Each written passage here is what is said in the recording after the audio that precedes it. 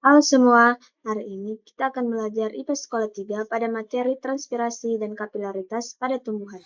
Sebelumnya, pernah gak sih teman-teman bertanya-tanya bagaimana sih cara pohon yang sangat tinggi bisa mendapatkan air dari tanah hingga ke daun paling ujung di atas?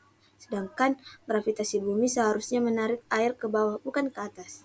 Menjawab dari pertanyaan teman-teman, hal tersebut disebabkan oleh beberapa faktor seperti transpirasi, kapilaritas, dan tekanan akar, di mana transpirasi itu proses penguapan air dari permukaan daun melalui stomata yang menciptakan tarikan seperti efek sedotan yang disebut daya hisap transpirasi.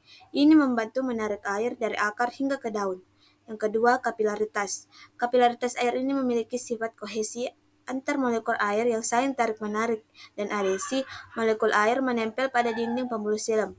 Kombinasi dua sifat ini membantu air bergerak ke atas melalui pembuluh kapiler yang sangat kecil.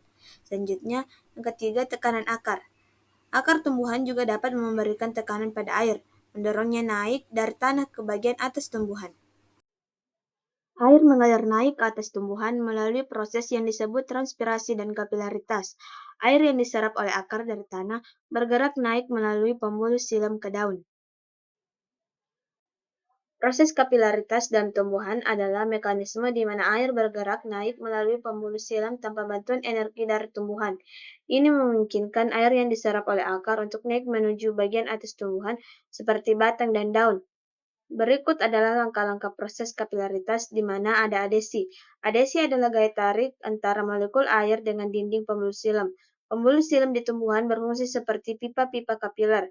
Ketika air memasuki silam, molekul air akan menempel pada dinding silam, membantu menarik air ke atas. Yang kedua ada kohesi. Kohesi adalah gaya tarik antar molekul air. Molekul-molekul air saling tarik-menarik sehingga ketika ada satu molekul yang naik melalui adesi, molekul air lainnya ikut tertarik ke atas. Ini membentuk kolom air yang stabil dalam silam. Secara sederhana, proses transpirasi dimulai dari air yang diserap oleh akar. Tumbuhan mengambil air dari tanah melalui akar. Kemudian air bergerak ke atas. Air bergerak melalui batang menuju daun melalui pembuluh silam. Kemudian terjadi penguapan di dalam daun. Di daun, air menguap ke udara melalui pori-pori kecil yang disebut stomata. Kemudian stomata terbuka dan tertutup. Stomata membuka untuk melepaskan uap air tetapi juga untuk mengambil karbon dioksida yang dibutuhkan untuk fotosintesis. Saat kondisi panas atau kering, stomata bisa menutup untuk mengurangi kehilangan air. Tekanan akar memang dapat membantu mendorong air dari tanah ke atas melalui pembuluh silam, tapi perannya terbatas, terutama pada tumbuhan tinggi. Tekanan akar bekerja dalam proses seperti satu penyerapan mineral aktif. Akar tumbuhan secara aktif menyerap ion-ion mineral dari tanah seperti nitrat, fosfat, dan kalium. Proses ini menggunakan energi ATP untuk memindahkan ion-ion ke dalam sel-sel akar, meningkatkan konsentrasi zat terlarut di dalam akar. Yang kedua, osmosis. Karena konsentrasi ion dalam akar lebih tinggi daripada di luar tanah, air bergerak secara osmosis dari tanah ke dalam sel akar untuk mengimbangi konsentrasi zat terlarut. Ini membuat sel akar lebih terisi air. Yang ketiga, tekanan akar terbentuk. Ketika air masuk ke dalam akar, tekanan hidrostatik meningkat di dalam sel-sel akar dan jaringan pengangkut. Tekanan ini mendorong air masuk ke dalam pembuluh silam, memaksa air dan mineral bergerak naik. Yang keempat adalah gutasi.